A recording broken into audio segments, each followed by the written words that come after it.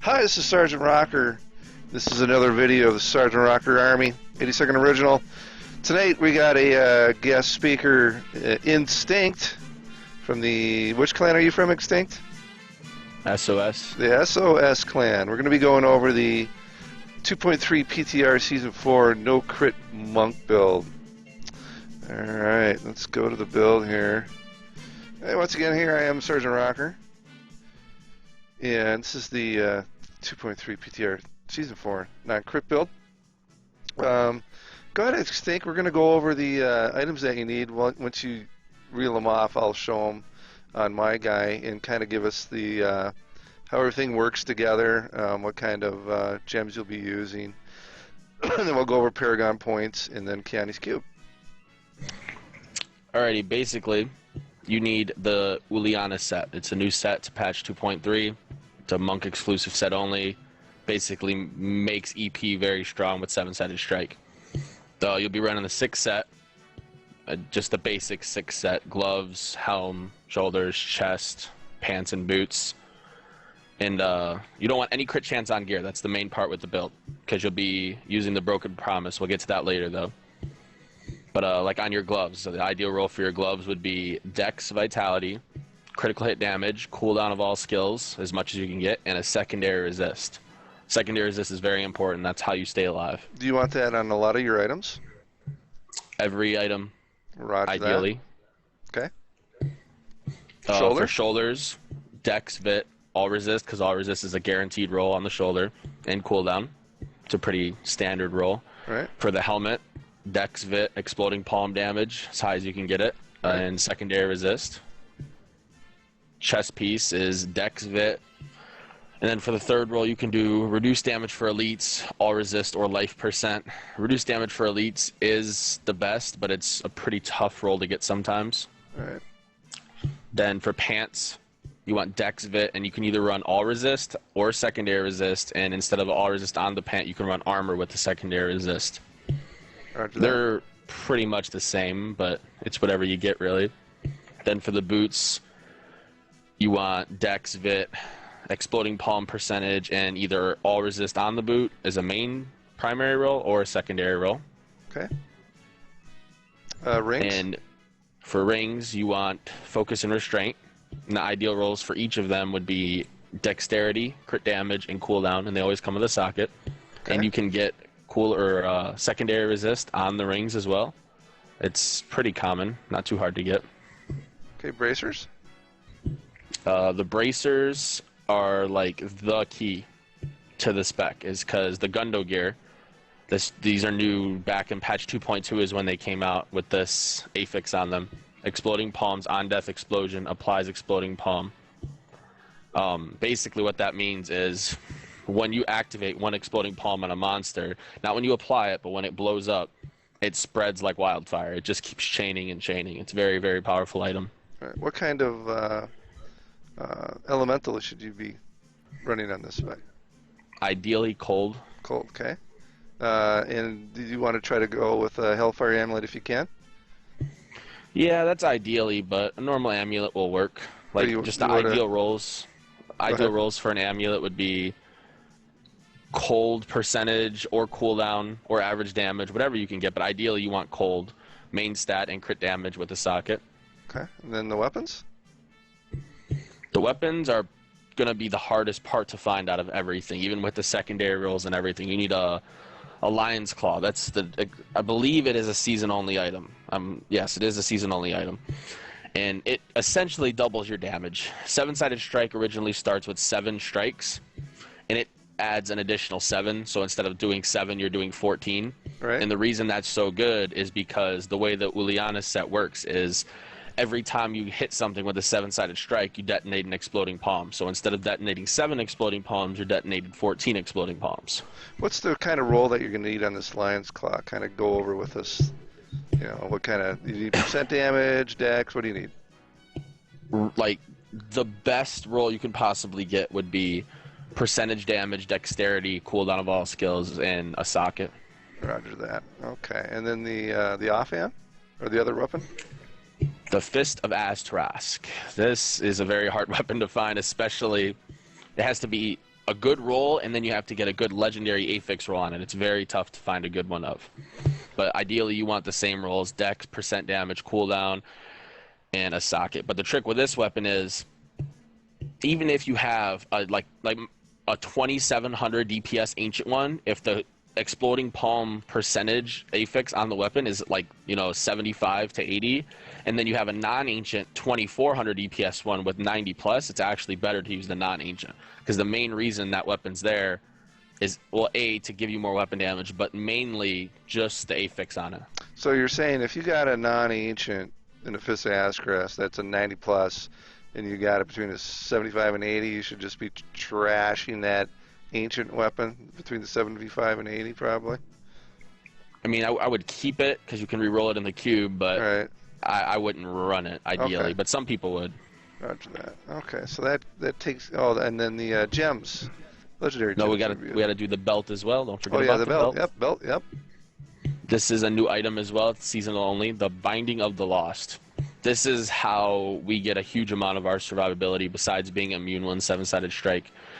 It reads, each hit with a 7-sided strike gains 3.4, well, that's mine. It goes up to 3.5% damage reduction for 7 seconds. 3.5%. 3.5, okay. Is there really a big difference between 3 and 3.5? Yeah, because you have to do 3.5, or like, let's say you have 3, you can do 3 times 14, and then you can do 3.5 times 14. The number comes up like 4 or 5% different. Okay. Which is pretty significant. Now you're saying this is a non-crit chance build. So if you're looking at your paragons, you're saying in your offensive category, you should not put any points in your crit hit chance. Is that correct? Yes, that's the whole goal of the spec, is to run with no crit on gear, but you do get a base 5% crit chance from just the game itself. Well, let's go over the Kiani's Cube here, and Instinct will tell us why we're doing this, because this is the big important part. Okay, go ahead. For the weapon, you need Flow of Eternity. This is huge. This is what makes this build actually viable compared to the other builds the Monk has. Basically, it cuts your 7-sided strike cooldown by 60%. Okay. That's massive. And then the middle, the armor part? For armor, Madstone is ideal for like speed running and rifts, or if you're playing with another Exploding Palm Monk, mainly because you have to reapply your EP, which Madstone does because your 7-sided strike applies Exploding Palm now. Right. But for solo, you can use Leoric's Crown for more cooldown, which means more damage, more survival, or Spirit Guard, which is more survivability. Okay. And then the big item to go with this is what we were talking about before with the non-crit, is the ring. Broken Promise. Okay. After 5 consecutive non-critical hits, your chance to critically hit is increased by 100% for 3 seconds. So pretty much, since we have the Lion's Claw, and 7-sided strike is hitting 14 times, plus you have to consider the 14 exploding palms. So you're hitting 28 times per skill. So the first 5 hits, as long as you don't crit, which sometimes it takes about half of a 7-sided strike to proc, then you'll have a 100% crit chance. Your sheet damage will go up from 500 and something K to like 4 million, and your crits are just massive and everything dies. Is this a different affix on the Broken Promise for Season 4 than what it this usually was? This is how it already is in the game, yeah. This was in Season 3 then? Yep, just nobody used it because it's not very good with anything else. Roger that. Okay, let's go over the skills. All right, Epiphany Desert Shroud. It's your big cooldown. It gives you 50% damage reduction, a little bit of spirit regen, which is useful because you're going to be spamming 7-sided strike. All right. Dashing Strike, blinding speed. Mobility is the main thing, and then you get a secondary part with from mobility. You get a 40% increased chance to dodge, which you need all the survivability you can get. Roger. Exploding Palm, Impending Doom. You have to run Exploding Palm on your bar to dictate what rune your Exploding Palm actually uses with the Juliana set. Okay. And we're using cold for... Cold for what? I said we're using the cold Impending Doom for which reason? Oh, because we're stacking cold damage on gear, but mainly because it does the most damage. Okay. The other runes are good, but it's just that one's way stronger. Okay. Next one. And then mantras. The mantra is Oh, an open slot. you forgot the primary and. I'll get there. I'll get Okay. there. The mantras is an open slot. You can run the survival mantra. My personal favorite is Mantra of Salvation Agility. It's 35% dodge, but there's damage bonus, life bonus, healing bonus, attack speed bonus, whatever you want to run, really. And then 7-sided strike, of course, but sustained attack. That cuts the cooldown down a little bit. Okay. Down to 14 seconds from 30 seconds.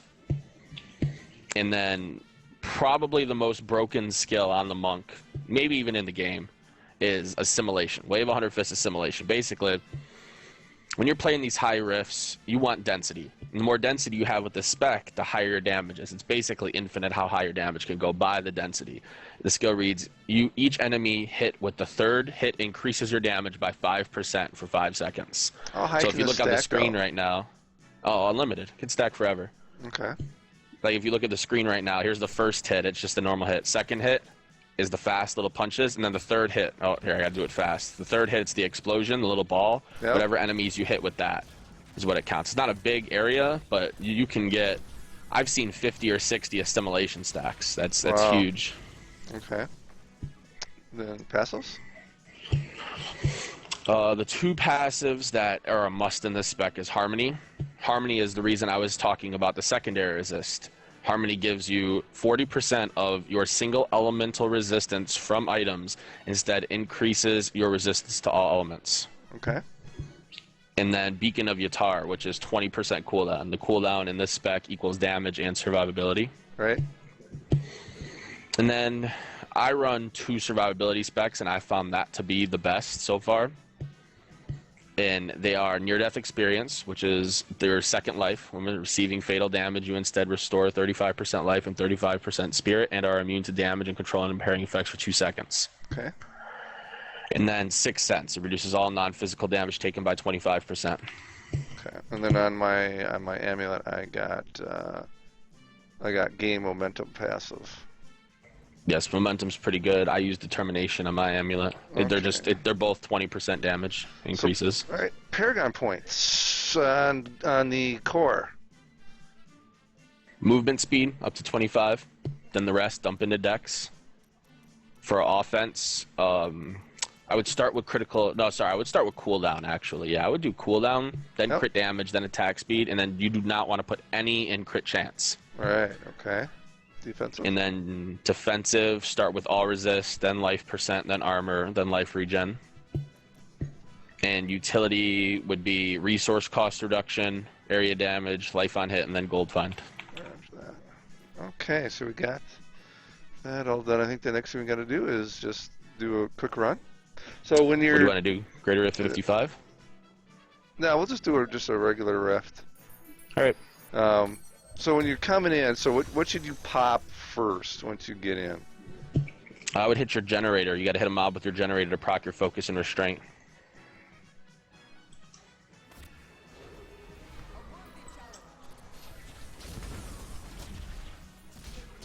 Okay.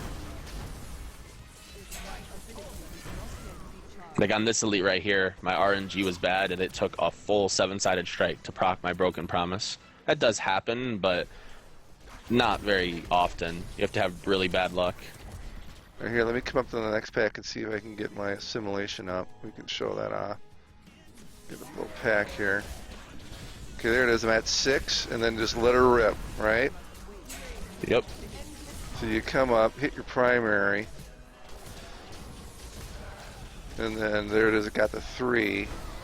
Now sometimes I see it tick, and then how long does that you stay up? We'll hit the conduit really quick, I guess. It lasts for 5 seconds, which is good because that's the same time your focus lasts. So every 5 seconds, I'll assimilate in the pack of mobs. Now, for this build, how you think it's going to stack up in Season 4 against other monk builds, and then how is it, do you think it's going to be in a 4-man group? As of right now, from what we've found, or the monk community has found on PTR, it is the strongest monk spec. Oh, another conduit, look at that. And then for 4-player... So this This spec always has conduit. Yep, guaranteed. It's overpowered. But back to for forward player for any leaderboards, you know, it's viable. In this patch, basically you can play what you want to play and be viable for the higher tier greater rifts. How is the survivability on higher greater rifts in solo for this build? Like, Oh, it's amazing. what have you seen like currently in PTR Season 4? What's like the mean average that this is going to do? As in the greater rift solo clear? Yeah. I mean, Like you can. I've personally done a 67 with no pushing at all, with no really spamming greater rift keys. I mean, if you get the right rolls and 2 ancient weapons, you should be able to do a 60 very easily. Right. Okay. That's pretty good. Very easily. The survivability is just so good. The main thing with the survivability is because when you're in 7-sided strike, which is a couple seconds, Right. you're immune. You can't take damage. So in playability, for the casual noob that plays Diablo, how is this spec compared to the other specs? Is it pretty easy, or is it a little tougher to understand? And Probably the easiest spec in the game. easiest spec in the game. Okay. Now, what's changed? They changed something in PTR. What did they change? Because this used to be like amazingly hitting a lot harder than. What did they do? The main thing they did was before, when you cast 7-sided strike, the cooldown would start instantly. The 14 seconds would start right away. And then they thought it was too overpowered because it was impossible to die. You were always in 7-sided strike. You're immune to everything. So they made it so the cooldown does not start until you're out of the animation, which is about, I don't know, 4 seconds maybe. Right. Now, But even with... Go ahead. I was hearing that, not to change the subject, but why should you have the higher DPS weapon in your main hand? Because exploding, like every other skill in the game, exploding palm is based off weapon damage. So the first exploding palm that goes off will be your main hand weapon damage. Your main hand is the weapon on the left. Okay. So basically, that's the exploding palm that will travel throughout the mobs. It's not a DPS gain per se. It's just you get your damage out faster Right. by having it in your main hand. So in doing a greater riff, what is this build's Achilles heel? What type of demon that you just should avoid? Anything with arcane, just skip Anything it. with arcane. Okay. You can fight any mob. So Just how if is it has it against arcane, it's bad. range attacks? If you're decent at playing, it's not too bad. But if you're new to the game and you just got really lucky and got really good gear, it's kind of tough. Because the main vulnerability with the spec is when you land from 7-sided strike. There's a split second. I mean, it might be 200 milliseconds. You cannot And push any skills. that was what they nerfed, right? That was the nerf. Yeah. Okay. Yeah, let's take down this T10 rift guard, yeah. So now against single target, the assimilation won't work, correct? You can get 1 stack. That's 5% stack. damage. Okay. All right. Well, we really thank Instinct coming in. I've known him for quite a while, for several years, and he's very knowledgeable. And we'll see him on other videos here in the future. And this has been Sergeant Rocker, and we'll see you in the next video. This has been an 80-second original production.